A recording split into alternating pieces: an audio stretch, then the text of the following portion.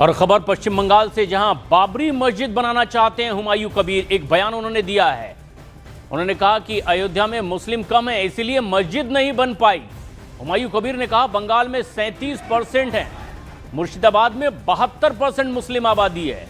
Humayun Kabir TMC के suspended विधायक, उन्होंने कहा कि मेरा हक है मस्जिद बनाने का, मैं बनाऊंगा। हुमायूं कबीर ने कहा कोर्ट ने नहीं कहा कि बाबरी नहीं बन सकती। बंगाल में तो 37% मुस्लिम आबादी है, तो 72% आबादी है मेरा मुर्शिदाबाद डिस्ट्रिक्ट में। तो यहाँ बाबरी मस्जिद बने, यहाँ का क्या तकलीफ हो रहा है मैं मालूम नहीं है। मैं किसी को तकलीफ देना नहीं चाहते, किसी को तकलीफ लेना नहीं चाहते। मेरा साफ यही कहना चाहते, जो बाबरी मस्जिद बनाने का मेरा हक है।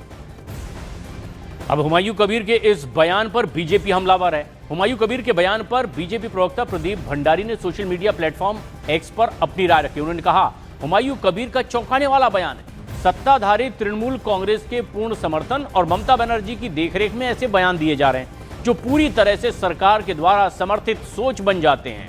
वो इन बयानों को पूरी तरह से इसमें भागीदार है। सीधे आरोप ममता बनर्जी सरकार पर।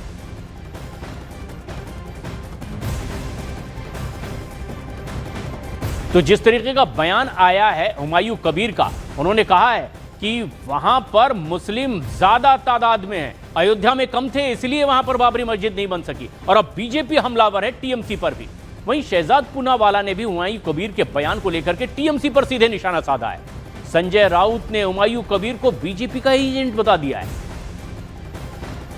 यही बाबरी है, और जो लगातार प्रभु श्री राम को अपमानित करने का प्रयास करते हैं, जैसे कि इनके नेता मदन मित्रा ने कहा कि प्रभु श्री राम मुस्लिम थे, जैसे कि इनके नेताओं ने जय श्री राम का विरोध किया, जैसे कि सायोनी घोष जिन्होंने शिवलिंग का मजाक उड़ाया, जैसे कि इनके और भी नेताओं ने जिस प्रकार से हिंदू आस्था पर चोट की, तो इनके तो मन में बाबरी है।